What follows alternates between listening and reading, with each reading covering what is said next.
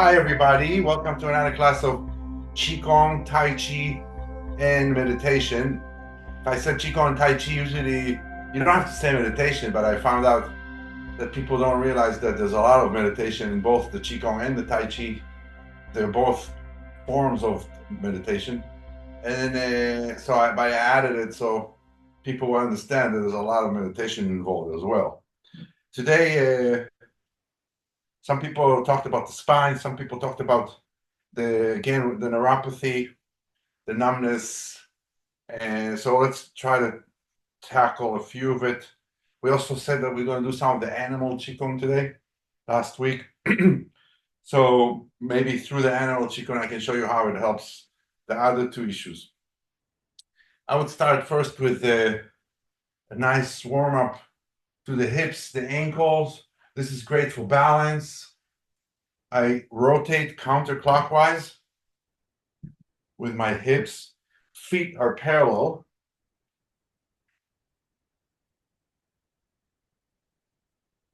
I put my hands behind my back. There's three positions you can have. One is because we want to work with the 80% effort. So 80% may be for you to grab the wrist, or a little harder, the forearms, or all the way to the elbows. But you really want to do the 80% effort. So rotate counterclockwise. Let me get my timer.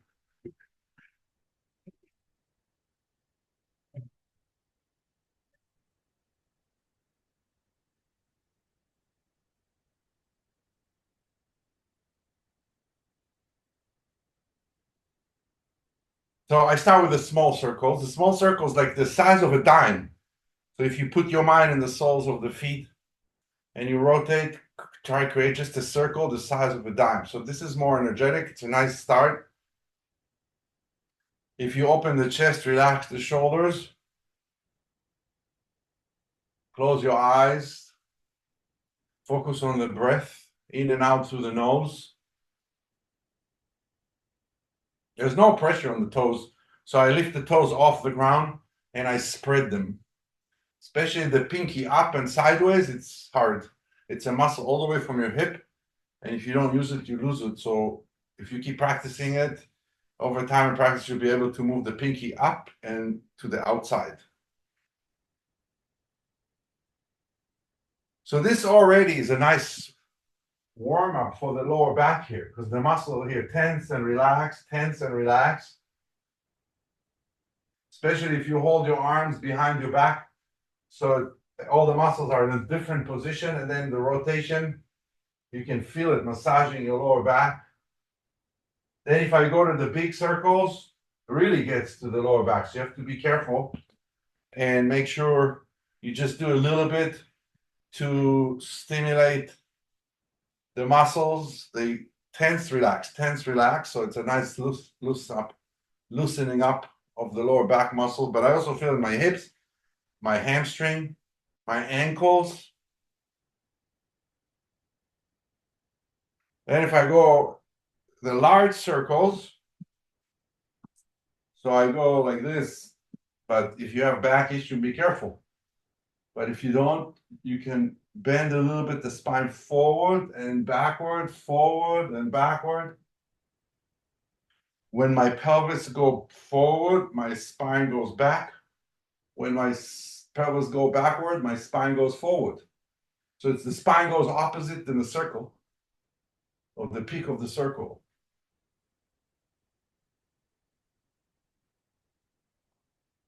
If I start now moving the abdominal and the back muscles in with the breath inhalation, out with the exhalation. So that starts to strengthen the abdominal muscles to support the spine. So the spine needs to be supported. And a lot of people abdominal muscles are so weak, and all the strain, stress, pressure goes right into the vertebrae, the discs, especially if you sit a lot, drive a lot. And then the abdominal muscles become weaker and weaker if you don't do sit-ups. And before you know it, all the pressures on the vertebrae, on the spine, there's nothing to help. It's the same with the knees. If you don't have strong legs, all the knees takes the knee joint takes everything. Now change the direction, go clockwise, and change the grip behind your back.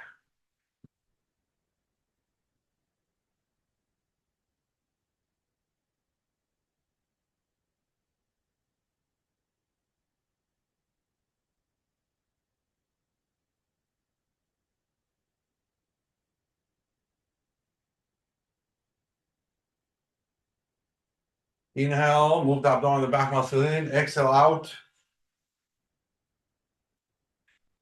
Start to visualize the lower energy center, a healing energy ball, 2 inches below the navel.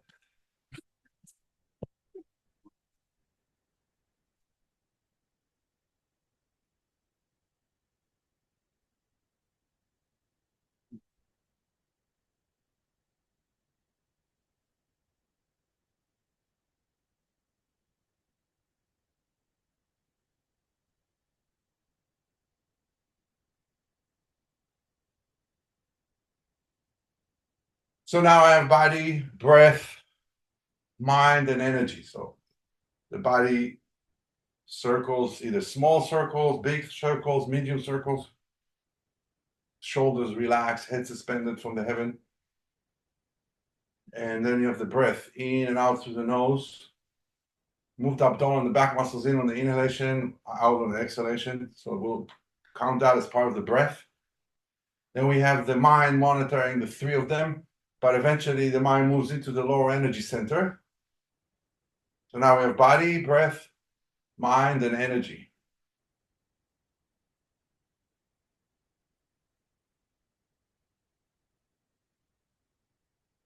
And then I want to evoke the spirit, the 5th building block. So either I visualize the lower energy center as the sun.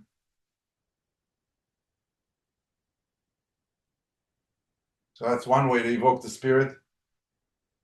Another way you can evoke the spirit is you're a giant and you're standing in the ocean and you're rotating your hips gently, not to create any waves. Let's say the ocean is up to your stomach, belly button.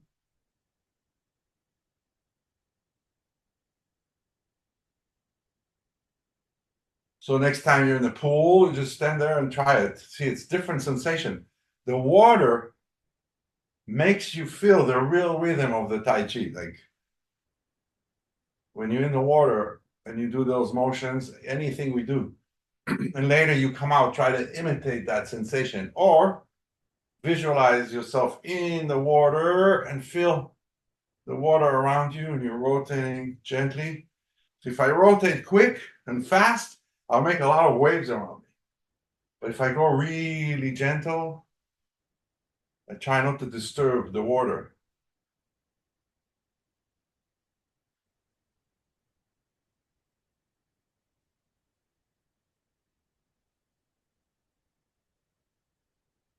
Another thing, exercise we used to do, you put a ball of water or soup, cold soup, water on your head. And then as you rotate the waist, if you look at my head, it doesn't move. And you try to keep the ball of water on top of your head without spilling the water. Some people, you don't have a ball of water and that's advanced. You take a book or a yoga block and you try. You put, let's say, the yoga block on your head. I haven't done it for a long, long time. Let's see if it's like driving.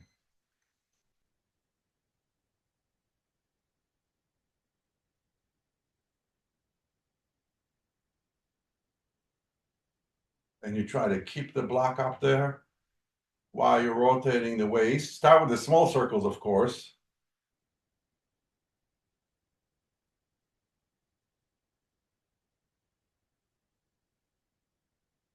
Yeah, it is like driving. See, once you get it, I didn't do this probably for 10 years. There was so it just comes back. And it's different because then you have to keep it. Everything is still except the rotator of the waist.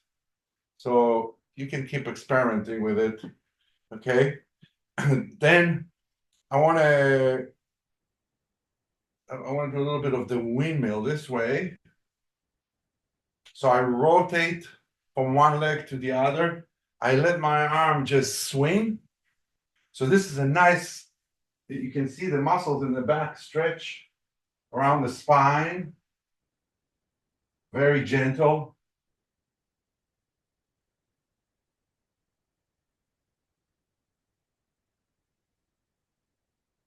And this is also good for the neuropathy. So I just tap with my fingers first on the hips. This is a great exercise for balance, especially if you close your eyes. You see, it's pretty hard to do it with your eyes closed and with the yoga block on your head. Yeah, that one is much harder.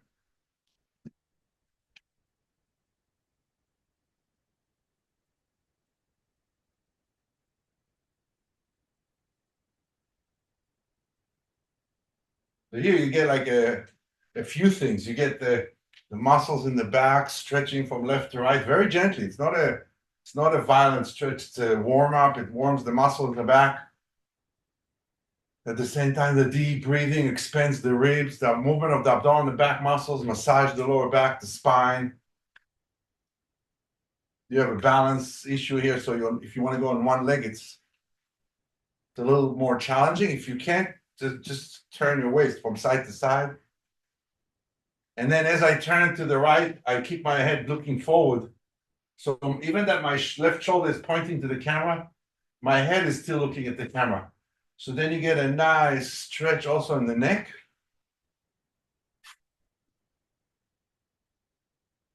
Then I move to the next tap, which is the liver on the right, right underneath the flooring ribs, spleen on the left, right underneath the flooring ribs, and the kidneys in the back. So as I turn to the right, I touch with my left palm the liver, and my right back of the palm the kidney. And I turn to my left, spleen, kidney, liver, kidney, spleen, kidney. But the tapping of the palms, and the rotating and lifting the back leg up. You see how I lift my back leg up, the heel off the ground, if you can. All that is part of the neuropathy. So the idea is to tap the extreme, the palms and the feet, and stimulate the nerves and bring the sensation back by stimulating the nerves or sometimes creating new nerve path. None of it is scientific, but it's theoretical theory. They actually just started a study, Tai Chi and neuropathy at Dana Farber, but they didn't get me because I didn't bring the money. The other guy brought the money. I think I would have done better than him, but that's life, capitalism. Money talks, Tai Chi teacher walks, something like that. Then I divide the lungs into three parts: the bottom part, the middle part, and the top part. And I tap the bottom parts of the lungs. I try to fit the fingers right between the ribs.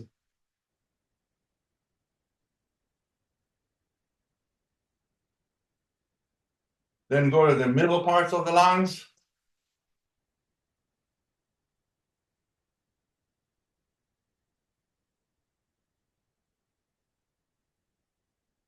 And the top.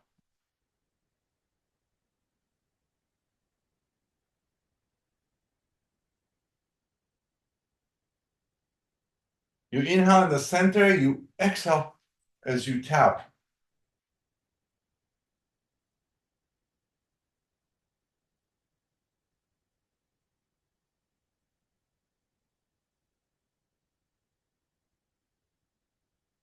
All right, come out of it. There is one very important for the spine. But for that, you may need a second chair or a stool or a table. If you have another chair, you sit on one chair. And you're going to put the other chair, the back of the chair towards you, the table.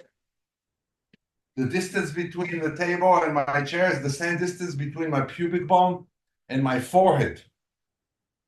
Some people need to go higher, so you're going to have to add maybe a yoga block or something firm. I call this baby mountain, baby mountain. And I move down to the stool. I put my elbows on the edge of the table or stool or chair, and then my nose and mouth are in the air. So I lean my forehead on the forearm.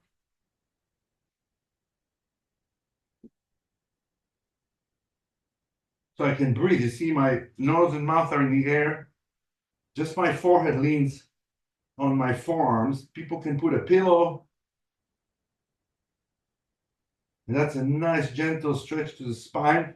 If you have issues with your spine, so less will be more. So you can go, look, I can just go a little bit, not a lot, very small.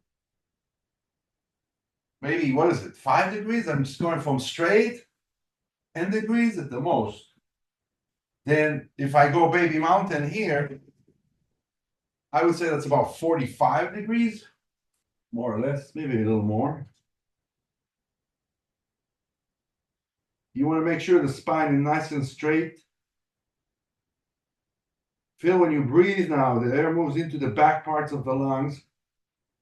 And then you can stretch the muscles around the spine. This pulls on the lower back, stretches it. Great posture.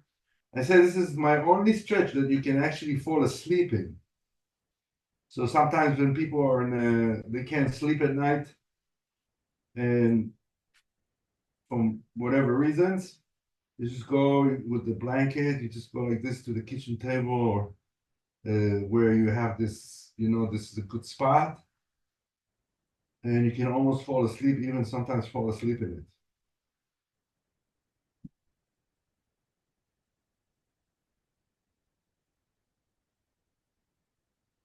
It's a great also way to let the neck muscle relax.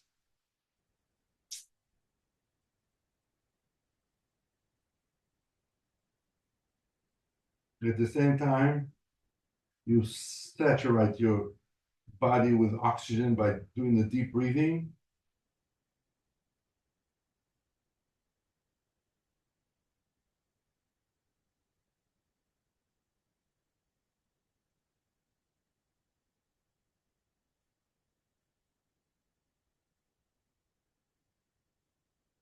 You relax the abdominal muscles and the internal organs, just let them melt. You don't have to move it now.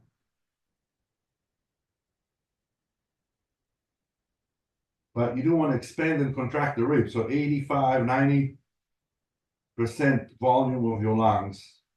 If you don't know what it is, breathe one time to 100. See what's 100 and then back off 5, 10%.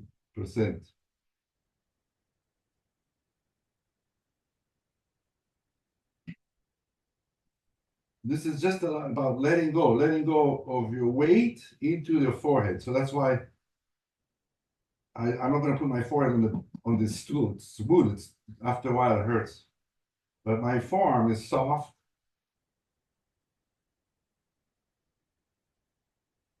And my forehead is not going to be hurting. Or as I said, you can put a little pillow or two or a blanket and you can make it even softer.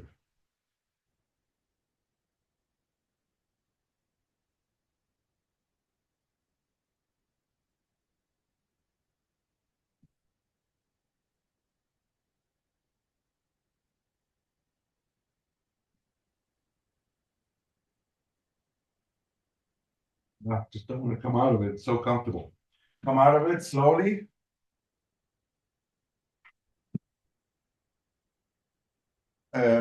We'll turn the chair around back.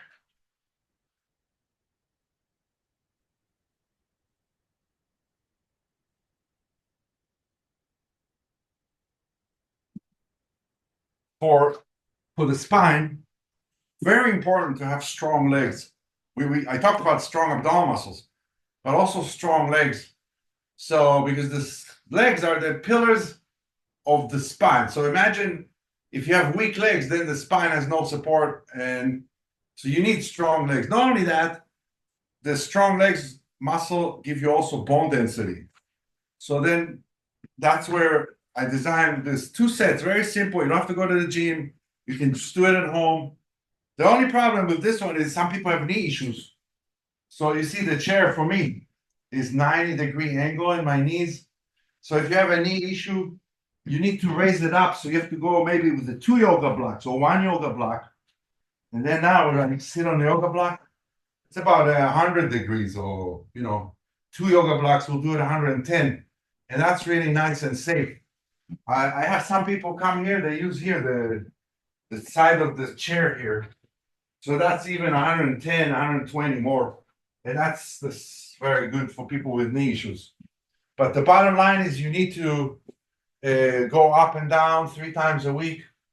You need to reach about 30 if you can. It will take you 2-3 months to build up to 30. Some of you may be able to do 30 right off the bat. So you do 2 sets, 1 legs apart and 1 legs together. So let's do today. We'll just do 20. When you go up and down, make sure the middle knee lines up with your middle toe. There's a tendency for the knees to come in. Don't do that. Inhale when you sit. Exhale as you come up. 1, 2. Remember the metaphor, up like smoke, down like a feather. Some days you want to do up like smoke, down like a feather. So it takes a lot more time. Some days if you don't have time, you just pump them. 7, 8, 9, and 10. See if we can do 10 more. If not, take a break.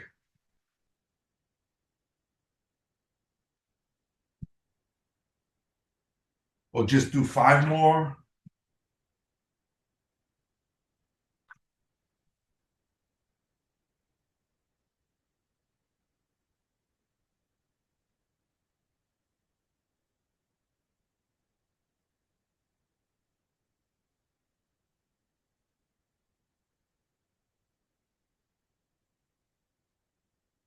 When you walk a little bit in between, you don't even have to do the 20-20, the same session.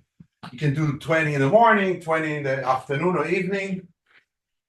And so you can break the 2 sets apart.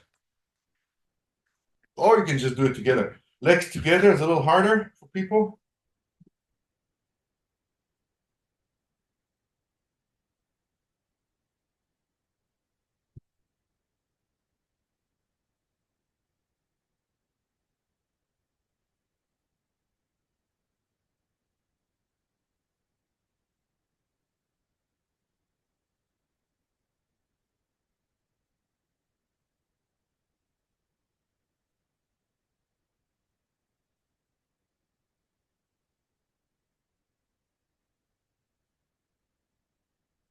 Ten more, or 5 more.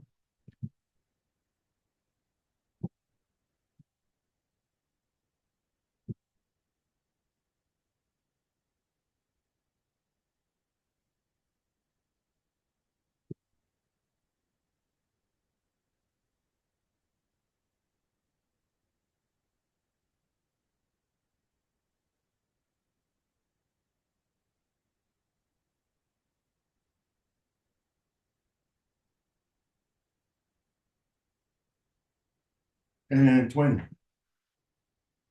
When you walk it.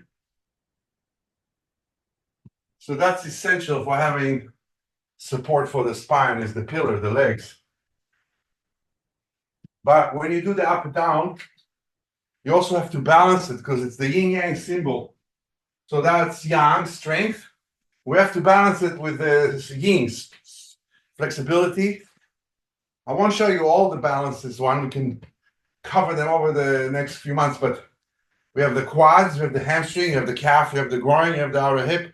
and you have the lower back. So we got the lower back today. I'm not going to do the twist today because we're talking about spine injuries or erupt discs or bulged. Even though the rotation, if it's just bulged, sometimes it's good. But you have to be seen by me privately, and we need to experiment and talk and go from there. So in general, people with scoliosis, people with erupt discs or cracked or osteoporosis, not the best to rotate. A little bit rotation is good, but not the big rotation on the chair twist. But to balance the strength, the heron is important. The heron, it can be done a few ways. First level will be, you're going to put your leg, hold on to something, the wall or the stool, the table. You lean forward to prevent the Charlie horse. You put your leg back like a cat. You don't even look back. And this is part of the 80% also. Maybe you need to stay here. The more you go straight, the more you add to the stretch. And then you tilt the pelvis forward. So I rather do this than you see those people in the street hold their leg in the air. It defeats the whole purpose. And then if you don't hold on to anything, it's also a balance practice. It also gets a little bit the ankle there in the back. I have a student, for example, she puts her toes this way, it hurts her toes. So what I do is I put the block this way and her toes end up in the air, see? So then she doesn't get the pressure on the toe and still gets the quad. If this is too low for you, you know, some people, especially the women, are more flexible than the guys. So then you go to a higher object. Again, see, like a cat. I don't even look back. And then I come upright.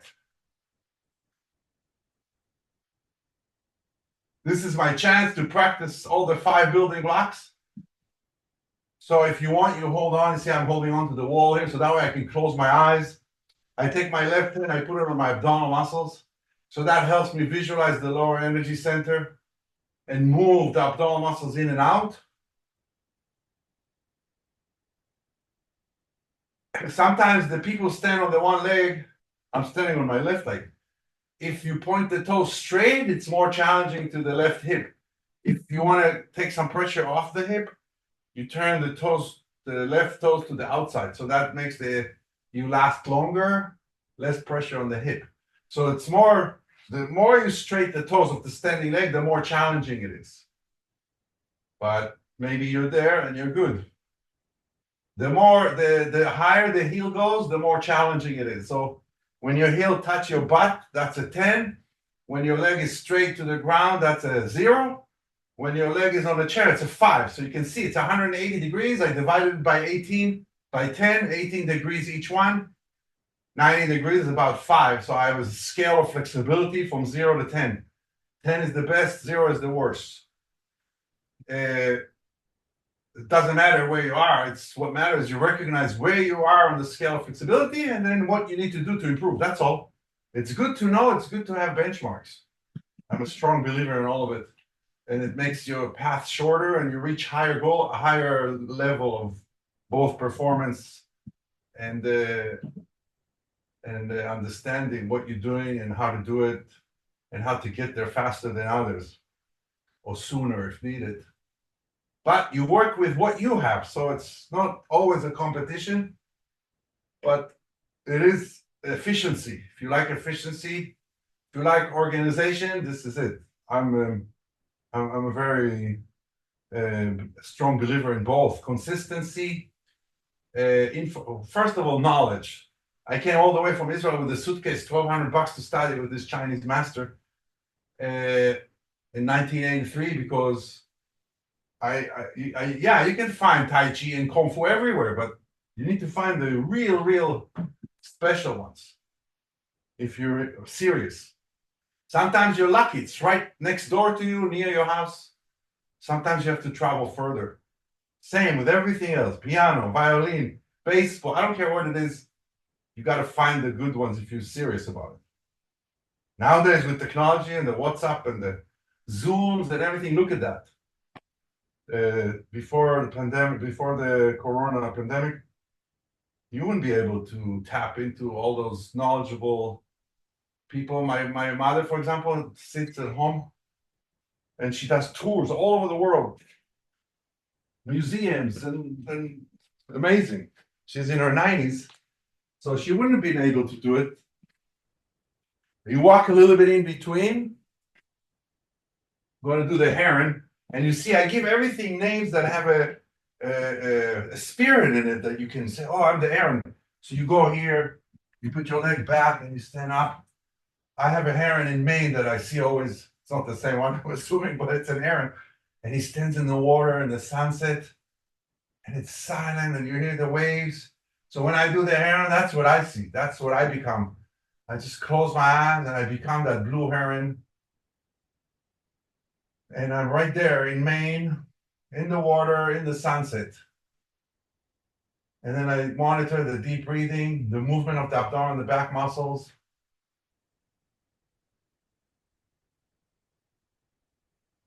So when you develop back issues, everything around it becomes tight because you're compensating and on and on. So that's why the legs are a big part of your back. The upper back, is important as well. The neck. So it's the whole body, really, to treat any area, any problem. So because in the East, in the Eastern philosophy, the body and the mind is not separated, and the whole body is connected by a layer of fascia and muscles that are connected to one another, and joints and bones. So a lot of time, you can't just focus on the area that has a problem. You have to start from the periphery, from the areas around it.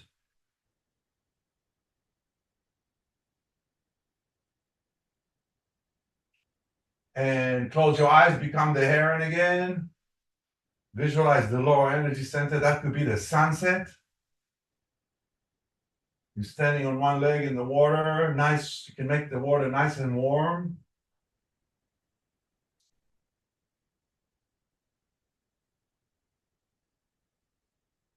And you close your eyes. Open the chest, relax the shoulder, head suspended from the heaven. There's a thing in Qi Gong, it's called the inner smile. I want you to experience it here. Open the chest, like the chest has a big, big mouth, and it's smiling. A lot of times you smile from the inner smile, it makes your cheeks, your lips move by themselves to a smile. Again, everything is connected with muscles from the shoulders, chest to the face, layers and layers. There's almost like 5 or 6 layers of groups of muscles that go from the shoulders, chest to your face and back. So it's all one piece.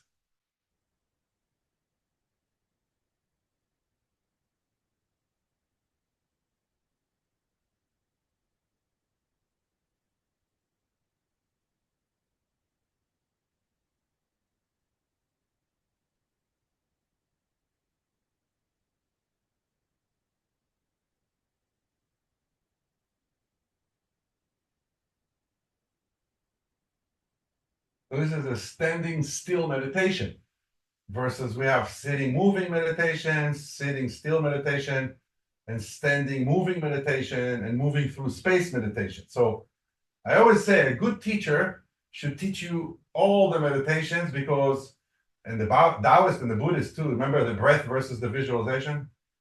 Because this is like connect the dots.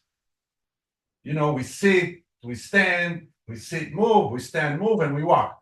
So all those, you need to practice certain kinds of meditations in order to connect the dots and then have a meditative mind, or become a meditative individual that can always go to the brainwave between awake and asleep with just a few breaths. Some people are natural. They can just do it by nature. I think my wife is like that. And some people need to work on it hard, like me, to get to half of where she's at. Only when she's hungry, she has a hard time meditating. Other than that, she's always I call it la la land. love.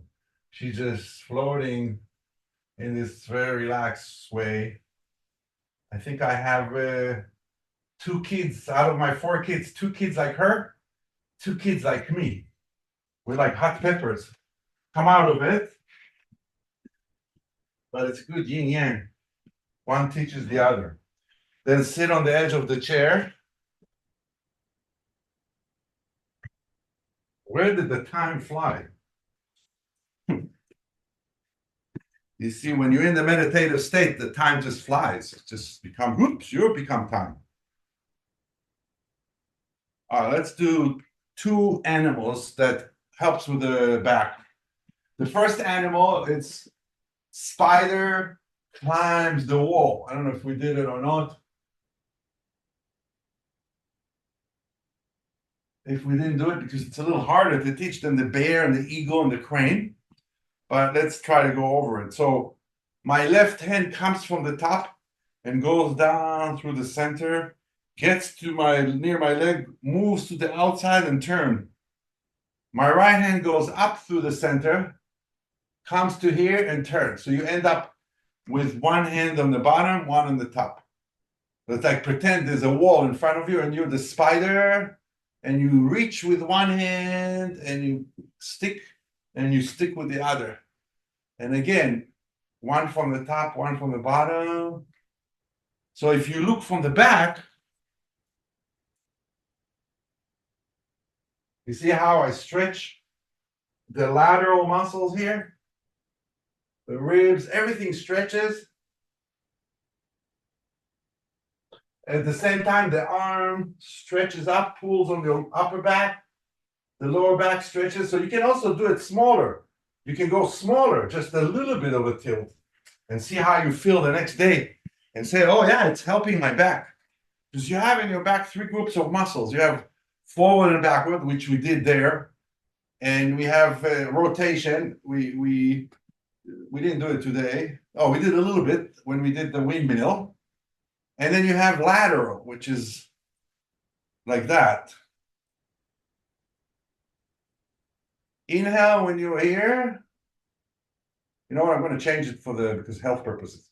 So you're going to inhale as you go up and down. And you're going to exhale when you come to the center. Inhale and exhale.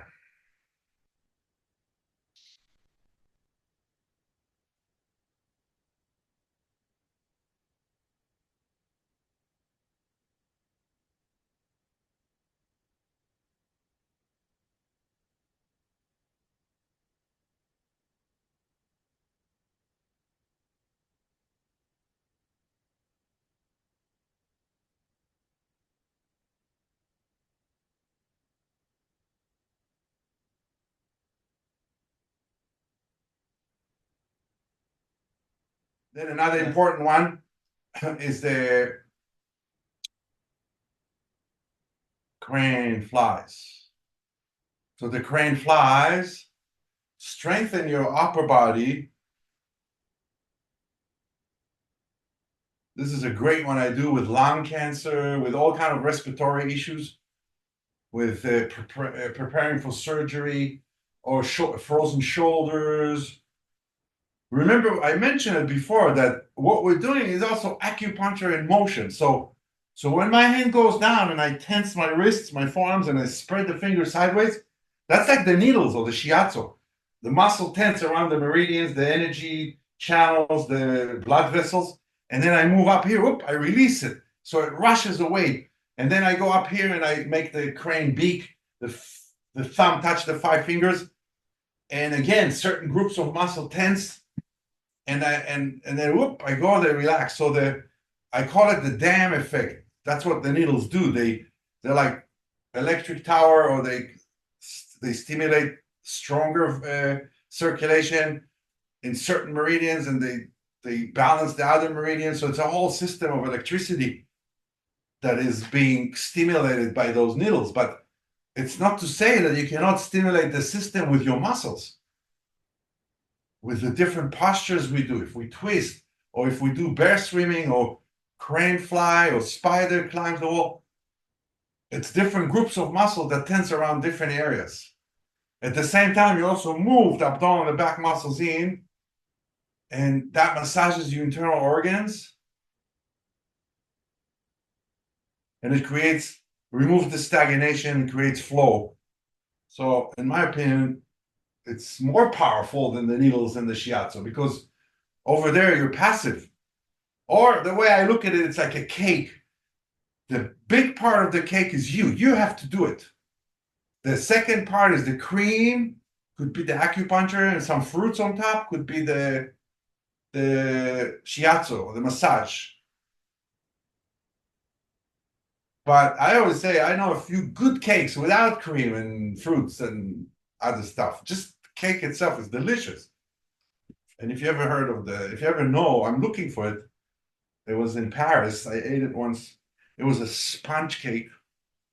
It was with cognac or something. I don't know what it was. It was the best sponge cake I ever ate. And I never was able to find it again.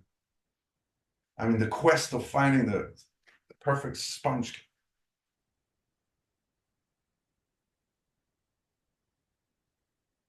Okay, guys. Thank you so much. Happy New Year if you're Jewish. If not, Happy New Year anyhow. Sweet, happy, and healthy, we say. May you have good health. And then I will see you next month. I suggest just keep practicing, keep practicing. And if you go on my website too, there's tons of information. It's all free. Videos and blah, blah, blah. So just myname.com. But Anne also writes the articles she wrote, and she has all the classes recorded, by the way. Remember that. You can go back and just look at a piece of the class and practice just a few, and you can have it for a long time and just keep looking, keep looking. There's a saying, it's a book by Lao Tzu, one of the Confucius. My words are simple but hard to understand. And what it means is, if you don't experience it in your body, the words I say means nothing sometimes. But once you experience it, and then I talk, then you say, oh, that makes sense, because you're experiencing the words. That's what I would finish with today. My words are simple but hard to understand. I don't know if you notice, I say the same word sometimes over and over and over. I call it the Rami parrot. But it just has to, because it's like my kids. You say, oh, when I was like that, or my wife talks to me, she jokes. She goes, I told you that 3 times. You don't remember? No, I don't. At least she makes fun of me. She doesn't give me a hard time. So that's a nice relationship versus I see other people. But you have to keep listening to the words, and you have to keep practicing. And then the words make more and more sense to you over time and practice. And then you keep looking for good knowledge. So thank you very much. I'm running. I really appreciate you guys. I hope to see all of you next month. And Anne will put you in touch, whoever wants to, with whatever. Bye, guys.